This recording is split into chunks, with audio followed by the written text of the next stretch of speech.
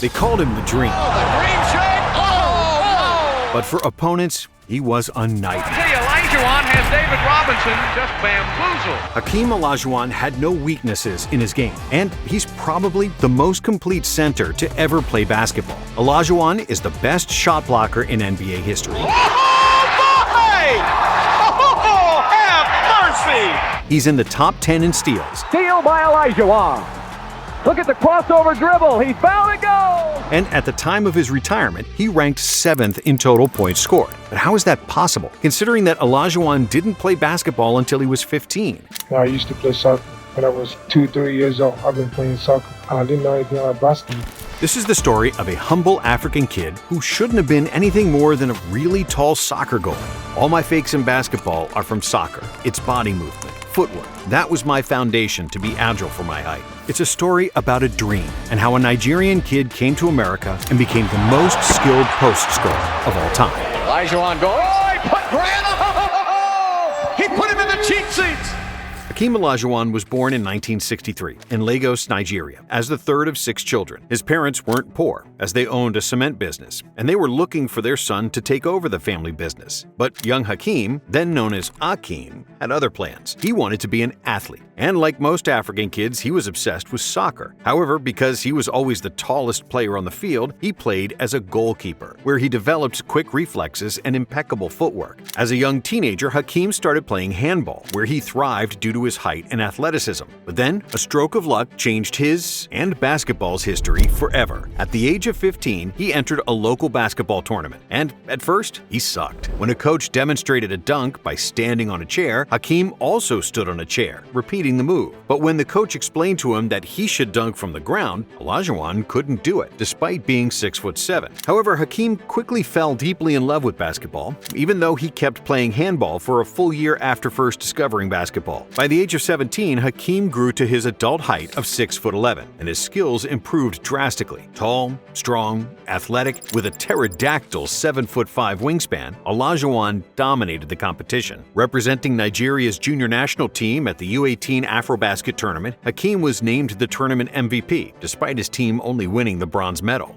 At that tournament, he was approached by Christopher Pond, an American scout who was also coaching the Central African Republic. Pond quickly realized that Olajuwon was an uncut gem, telling him that he could land a scholarship to play college basketball in America. Eager to play, Olajuwon's eyes opened wide when he heard that, and through Pond's contacts, they set up visits for Olajuwon with St. John's, Providence, Georgia, and Houston. Hakeem wanted to play for Houston because the hot Texas weather was most similar to Nigeria. However, since nobody had seen him play when he landed in Houston a few months later, no team representatives were there to greet him, simply telling him to take a taxi to the university. And when he finally arrived at the University of Houston, Olajuwon was wearing shoes 2 sizes too small, as he could never find size 16s in Nigeria. But a far bigger issue than his footwear was that the NCAA ruled Hakeem ineligible for his first year with the Cougars, so he redshirted the season. However, Olajuwon worked extremely hard behind the scenes, practicing with the team, and spending most of his time in the gym, putting on muscle mass and learning English. Olajuwon started playing for the Cougars in the 81-82 season, and at the time, nobody could have predicted his future success, despite his physical gifts. Hakeem mostly came off the bench, playing 18 minutes per game, averaging 8 points, 6 rebounds, and 2.5 blocks per game, helping the Cougars to reach the Final Four, where they lost to Michael Jordan's North Carolina. That was the first of 24 games that Jordan and Olajuwon would play against each other, with Michael scoring 18 points to Hakeem's 2.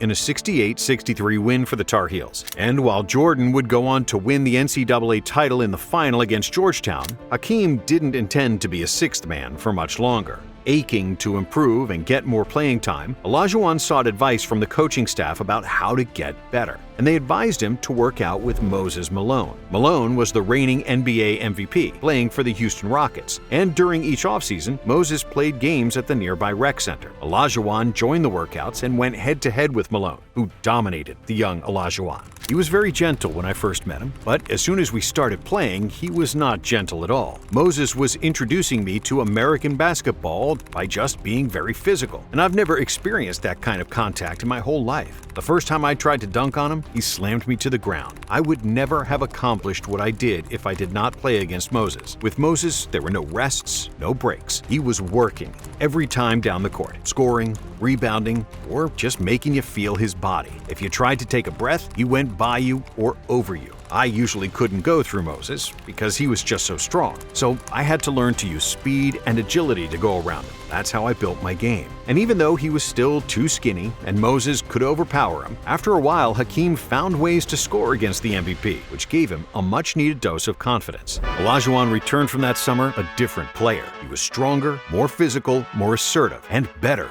in all facets of the game. Hakeem is everywhere, isn't he? Can't say much more. He's making jumpers, blocking shots, grabbing rebounds. During the season, he was nicknamed the Dream, after he dunked so effortlessly that his college coach said it looked like a dream. He, Clyde Drexler, and the rest of the Cougars formed Phi Slamma Jamma, the first slam-dunking fraternity, naming themselves that due to their above-the-rim prowess. Olajuwon. Any questions? Phi Slamma Jamma at its best. Olajuwon started in every game of the season, and in 27 minutes of playtime, he averaged 14 points, 11.5 rebounds, and a nation-leading 5.1 blocks per game. Houston lost just 2 games in the regular season, and they made it to the NCAA Finals against NC State, where they were considered heavy favorites. But despite Hakeem scoring 20 points, 18 rebounds, and 7 blocks, NC State won the game, 54-52, on a last-second tip-in what was one of the biggest upsets in NCAA history. In the following season, Olajuwon improved his averages to 16.8 points, 13.5 rebounds, and 5.6 rejections per game, leading all players in blocks and rebounds. The Cougars once again made the NCAA Finals against Georgetown, and even though Hakeem won the individual matchup against Patrick Ewing, the Hoyas won the title, winning 84-75. Olajuwon was voted the NCAA Tournament Most Outstanding Player in 1983, and in 1984 he was named a consensus first-team All-American. Hakeem had one more year of college eligibility and debated whether to stay with the Cougars or declare for the NBA draft, where he was projected to be the first overall pick. Oh yes, that's why I just want to end the speculation that's been going around. Maybe I'm going to stay or I'm going to go. So I want everybody to know I'm leaving school this year. His decision was ultimately influenced by the fact that the Houston Rockets had a 50% chance to be the #1 pick, as back then, the draft order was still decided by the coin toss, before the draft lottery was introduced 1 year later. I really believed that Houston was going to win the coin flip and pick the first draft choice, and I really wanted to play in Houston, so I had to make that decision to leave early. His intuition proved correct. Portland calls tails. Here goes the flip. Heads it is. And the toss placed Houston ahead of the Portland Trailblazers. And in one of the best draft classes of all time, the Rockets selected Olajuwon with the first pick.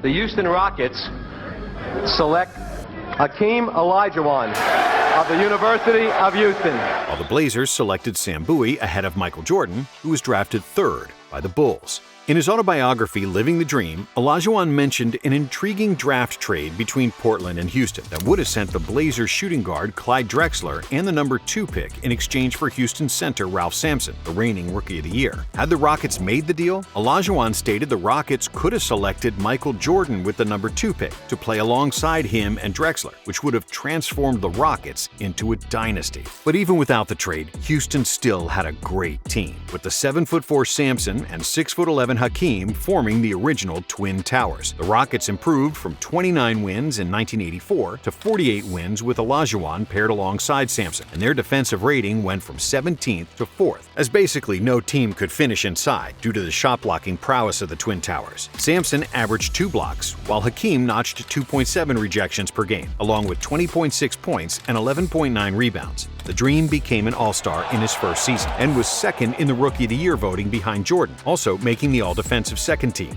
In the playoffs, the Twin Towers averaged 42 points, 30 rebounds, and 4 blocks per game combined, but they lost their first-round series in 5 games against Utah. However, that was just the beginning, as Olajuwon worked tirelessly all summer to improve his game, taking the lessons of Moses Malone, who taught him how to train and develop his game. But what Moses didn't teach him was how to play like a guard. That came directly from Hakeem himself, who always viewed himself as a guard in a center's body. Because of his soccer experience, Olajuwon's reflexes and feet were far shiftier and more balanced than any big man he faced. And due to his quickness and amazing hand-eye coordination, he felt it was a waste that he didn't use his gifts and play like a traditional center. Because he started playing basketball so late in life, Hakeem thought about the game differently, never really feeling comfortable being boxed in and only playing like a traditional center, scoring jump hooks, dunks, and putbacks. So he started developing an outside shot with an array of spins and fakes that made the opponents dizzy. Here's a double team on Hakeem, little follow away, and he nailed it. The Dream moved like a guard, shaking left, shaking right, pirouetting around defenders, and scoring with a variety of fadeaways, leaning away from the defender, which made him almost impossible to contain. On top of his expanding offensive repertoire, Olajuwon had the best second and third jump in the NBA. And even if the opponent faked him out or grabbed an offensive rebound, Hakeem could jump back in the air to contest another shot faster than any other big man, which made him the best rim protector in the NBA. Post, they go low to Big T, they double team him, they jump hook, blocked by Olajuwon, Bailey gets it back, blocked again by Olajuwon. When they drafted Hakeem, the Rockets thought they were getting an athletic guy who could rebound, block shots, and run the floor. But what they really got was a monster.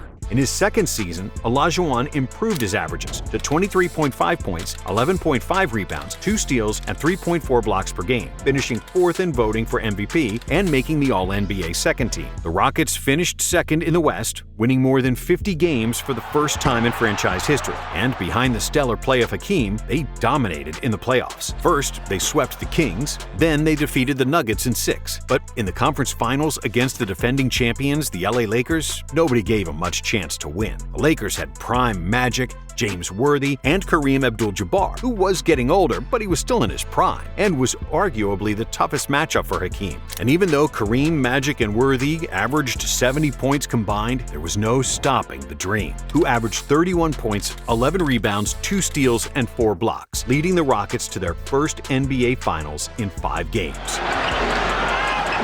Sampson. It goes. It's over. Off balance has given the Houston Rockets the Western Conference Championship and a trip to Boston for the NBA World Title.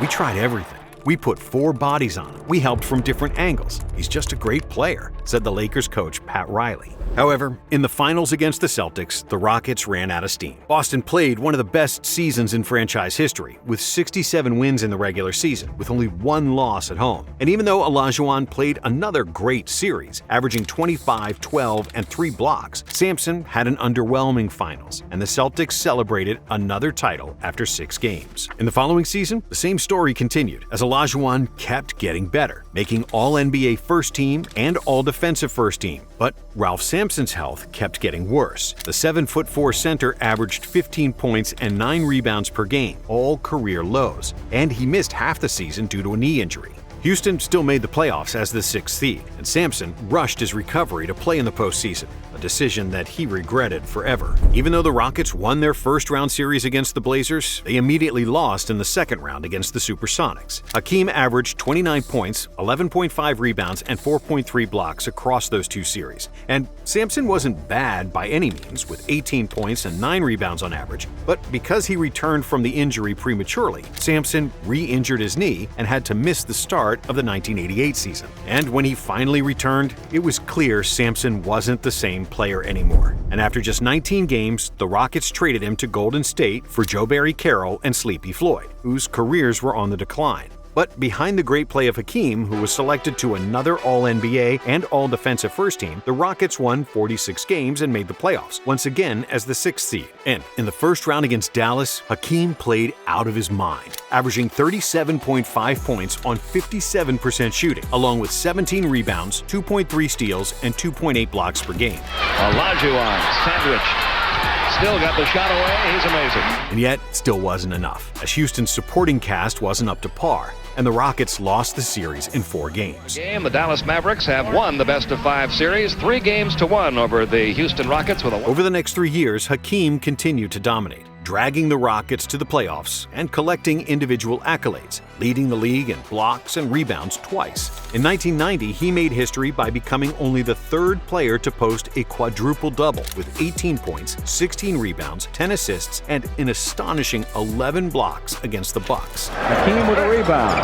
Gets it back out to Lou. He'll put it up. Yeah, there it is. Way to go, Lou. Only the third quadruple-double in the history of the NBA. But the Rockets' management struggled to surround him with quality players, resulting in 3 consecutive first-round playoff exits. By 1992, the tension had reached the boiling point, with Hakeem openly beefing with the Rockets' owner Charlie Thomas and the team's front office. The Dream was unhappy with his salary and Houston's inability to sign star players. And late in the season, when Hakeem injured his hamstring and told the team he couldn't play, they accused him of faking the injury due to his contract dispute. To make things even worse, they suspended Hakeem at the crucial point of the season, which caused the Rockets to miss the playoffs for the first time during Olajuwon's tenure. Hakeem the Dream says he can't play. He says he's injured. The Rockets say that's bull. They say he won't play because he wants his contract renegotiated.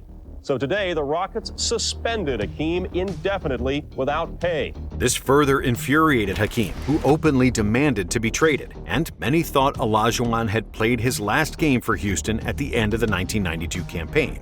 But on a flight to Japan, where the Rockets played the first 2 games of the 1993 season against the Seattle Supersonics, Olajuwon and Houston owner Charlie Thomas smoothed out their differences. The new coach, Rudy Tomjanovich, certainly played a big part in Hakeem's decision to stay in Houston, just like the drafting of forward Robert Horry, who joined a nucleus of Hakeem, Kenny Smith, and Vernon Maxwell, who had both arrived in Houston in 1990. Another big difference was Hakeem's demeanor. Level, looks like he's shooting left. There's a fight.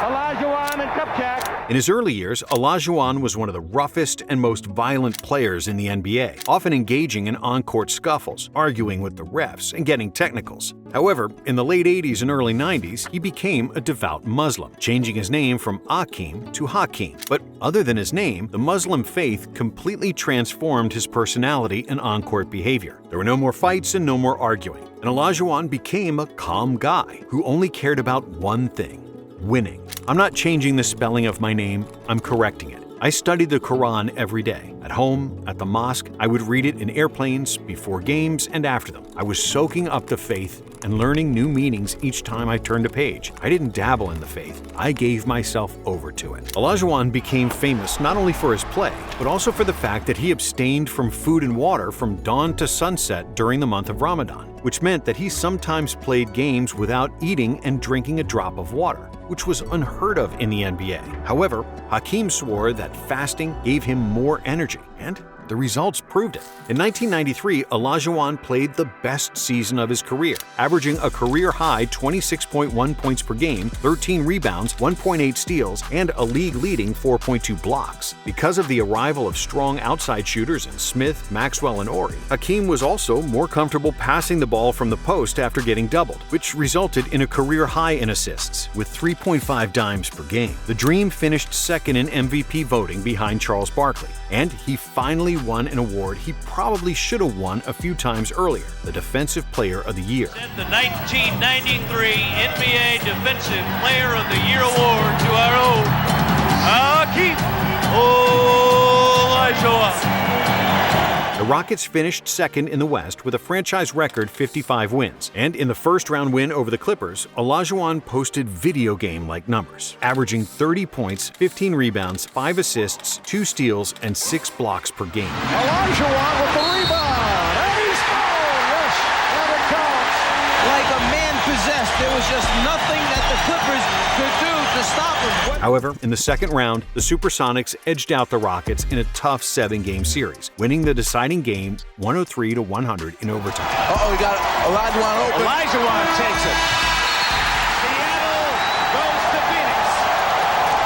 And despite another playoff loss, it was clear that the Rockets were on the rise, especially after they drafted Sam Cassell and traded for Mario Elie, which gave Olajuwon even more options to kick the ball out after a double team. For the 1994 season, Houston was firing on all cylinders, with great chemistry within the team, great leadership from Rudy Tomjanovich, and a perfect blend of youth and experience around Olajuwon, who played the best basketball of his career. His patented Dream Shake, which included a ballerina-like footwork with with an array of spins, head fakes, and pump fakes, gave Hakeem an almost unfair advantage, especially because he could shoot over either shoulder, fading away in any direction he wanted to, and finish with a buttery jumper. Olajuwon's combination of skill, agility, size, and power was unmatched, and he'd often look like he was toying with defenders who had no answer for the dream shake. If a defender stood too close, Hakeem would cross him up or spin him around. And if they moved further away, he'd simply raise up and sink a jumper in their face, as he was the only center in the league able to consistently make jumpers outside the paint. For the 1994 season, Olajuwon averaged a new career high in scoring, with 27.3 points per game, 3.6 assists, 12 rebounds, 1.6 steals, and 3.7 blocks. The Rockets finished the season with 58 wins, and Olajuwon was finally awarded the MVP award, along with another Defensive Player of the Year.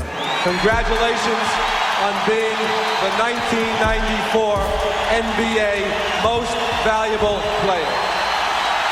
In the playoffs, Houston defeated the Blazers, but the Suns pushed them to Game 7 in the second round, behind stellar play from Charles Barkley and Kevin Johnson. However, Hakeem was too good, and in Game 7, he finished with 37 points, 17 rebounds, 5 assists, and 3 blocks, leading the Rockets to victory and the conference finals against the Jazz.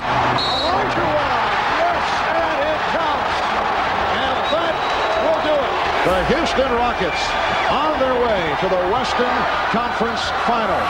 And even though Utah had a formidable team with Karl Malone, John Stockton, and Jeff Hornacek, the Rockets easily won the series in 5 games to make their second trip to the NBA Finals against the New York Knicks. 4 games to 1. Houston wins the West. The final tonight, 94-83. It was a matchup between the two best defensive teams in the NBA, and a battle between the two best centers in the league, Hakeem versus Patrick Ewing. It was a bar fight, a hard-fought series where neither team scored 100 points in a single game, and it all came down to Game 7. In the deciding game, Hakeem showed his all-around greatness, posting 25 points, 10 rebounds, 7 assists, and 3 blocks, leading the Rockets to a 90-84 victory and their first NBA championship. And the Houston Rockets, led by Hakeem Olajuwon, are the world champions of 1994. The Dream was named the Finals MVP with averages of 27 points, 9 rebounds, 3.5 assists, and 4 blocks per game, shooting 50% from the field and 86% from the free throw line. By comparison, Ewing averaged just 19 points on 36% shooting, with Hakeem defending him brilliantly and outscoring him in every game of the series. Olajuwon became the only player in NBA history to win the MVP, the championship, the Finals MVP, and Defensive Player of the Year awards in the same season. And when the 1995 season started, the Rockets continued with stellar play and opened the year with 9 straight wins. However, towards the middle of the year, they started losing games, and it was clear that they needed a spark to have a chance to repeat. So they traded their starting power forward Otis Thorpe and a first-round pick for Hakeem's old college roommate, Clyde Drexler, who had requested a trade from the Blazers. With 5 Slamma-Jamma brothers back together, the Rockets finished the season on a high, despite only winning 47 games and entering the playoffs as a 6th seed. But when the playoffs started, every series was a struggle, and the Rockets didn't look like they were capable of heading back to the finals. In the first round against Utah, they were on the brink of elimination after falling down 2-1, when the first round was still played in the best-of-5 format. But Drexler scored 41, and Hakeem had 40 in Game 4 to even the series. And in the deciding Game 5, Olajuwon led the way with 33 points, and the Rockets advanced. Defending champions survive Game 5. But in the next round against Barkley and the Suns, it seemed like the Rockets were doomed after falling 3-1 in the series and still losing after the first 3 quarters of Game 5. But they turned things around and won that game in overtime, and the next 2 games as well, becoming just the 5th team to come back from a 3-1 deficit in the playoffs. And the Houston Rockets are going back to the Western Conference Finals. And the conference finals against the Spurs were very personal for Hakeem, who thought that he was robbed in the MVP race, as the award went to David Robinson, despite Olajuwon posting better numbers in all statistical categories. The Rockets won Game 1 by a single point. But in Game 2, Hakeem embarrassed the MVP in what was one of the most beautiful dream shakes of his career. Trying to turn baseline. I tell you, Olajuwon has David Robinson. just bamboozled. Olajuwon finished Game 2 with 41 points in another win for Houston. And despite San Antonio tying the series, Hakeem and the Rockets were just in another class, ultimately winning 4-2 and making another NBA Finals. The Houston Rockets are on their way back to the NBA Finals. For the series, Olajuwon averaged 35.3 points on 56% shooting, compared to 23.8 points and 45% shooting for Robinson. And the Dream outscored the MVP 81-41 in the final 2 games. When later asked what a team could do to solve Olajuwon, Robinson said, "Hakeem, you don't solve Hakeem." But the NBA Finals provided another clash between two legendary centers, as the Orlando Magic won the East, behind superstar big man Shaquille O'Neal. And in Game 1, it seemed like the younger O'Neal would get the better of Olajuwon, as the Rockets were losing by 3 points in the final seconds, and Nick Anderson had 2 free throws to clinch the game for Orlando. However, Anderson missed both, but then caught his own rebound and got fouled again. He only needed to make 1, but Anderson couldn't handle the pressure, and miraculously for Houston, he missed 2 freebies once more, giving the Rockets a sliver of hope to tie the game with a 3. With a few seconds remaining, Kenny Smith got the ball, pump-faked, and launched a 3 that went in to send the game to overtime. He's been on fire and hits. He's tied the game. And in the OT, Hakeem made a game-winning tip to steal Game 1, from which the Magic never recovered. The finger roll, the tip by Olajuwon. The Rockets lead 3/10 of a second. Houston won the next 3 games, sweeping the Magic to win their second NBA title, with Hakeem repeating as the Finals MVP. The Houston Rockets have won their second consecutive NBA championship. They have swept the Orlando Magic. Olajuwon outscored Shaq in every game, scoring more than 30 points in each of the 4 games. Dream's 1995 playoff run was one of the best of all time, as he averaged 33 points on 53% shooting, along with 10 rebounds, 4.5 assists, and 3 blocks across 22 games. I'm going to go at the 5 spot. I'm going to go with Hakeem Olajuwon. Because for me, I know I was coming in and I was emerging / already emerged. He was the only guy that I couldn't figure out. I couldn't figure him out. And he was the only guy that I couldn't intimidate. In the 1996 season, Olajuwon was still playing at an elite level, averaging 27 points, 11 rebounds, and 3 blocks per game, finishing 4th in the MVP voting. However, the Rockets were on the decline, and they got swept in the second round against the Sonics. And there's a giveaway in center court. Hersey Hawkins will put the nail in the coffin for the defending champions. For the 1997 season, Houston added another superstar in Charles Barkley. But with Hakeem and Barkley being 34 and Drexler 35, the best that the aging Rockets could do was the conference finals, where they were defeated by the Utah Jazz in 6 games. Stockton, open 3, hit it! John Stockton sends the Utah Jazz to the NBA Finals. In 1998, Hakeem averaged less than 20 points per game for the first time. And in 1999, even with the addition of Scottie Pippen, it was clear that Houston's championship window was closed, despite Olajuwon still making the All-NBA team that season. Hakeem stayed with the Rockets for 2 more years, after which he got traded to the Raptors, where he ultimately retired after the 2002 season. In his prime, which was the first 13 years of his career, Olajuwon averaged 24.2 points, 12.0 rebounds, 2.7 assists, 1.9 steals, 3.5 blocks on 52% shooting, with 6 top 5 finishes in MVP voting and 8 top 5 finishes in voting for Defensive Player of the Year. In the playoffs, he was even better, averaging 27.3 points, 11.6 rebounds, 3.4 assists, 1.7 steals, and 3.4 blocks on 54% shooting, as he was one of those rare players who always upped their game in the postseason. Hakeem and Kareem Abdul-Jabbar are the only 2 players in NBA history who have averaged at least 27 points, 10 rebounds, and 3 blocks per game in the playoffs in their first 13 NBA seasons. With 3,830 career blocks, the Dream is by far the best shot blocker of all time. And he's the only center in the top 10 in career steals. If you combine Dream's career blocks and steals, 6,705, he's a staggering 1,900 total stocks ahead of David Robinson, who is in second place on that list. The numbers, the accolades, and the eye test all confirm the same thing, that Hakeem was the most versatile and most complete center of all time. Robert Horry, who won championships with Olajuwon, Tim Duncan, and Shaq while all were in their prime, said that Hakeem was the best player out of the three. And if you say right now, name the top 5 big men, I play with 3 of them. Yeah. He's a really quiet guy. You can't get him to do much, to say much. So we kind of veer away from him. We don't talk about him.